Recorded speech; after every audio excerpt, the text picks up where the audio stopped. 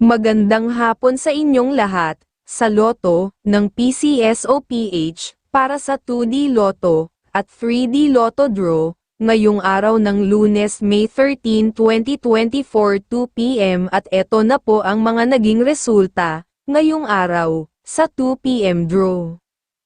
Para sa 2D Lotto, 2 p.m. draw ngayong araw ng Lunes, May 13, 2024, ang mga lumabas na numero ay number 20 at number 1 in exact order.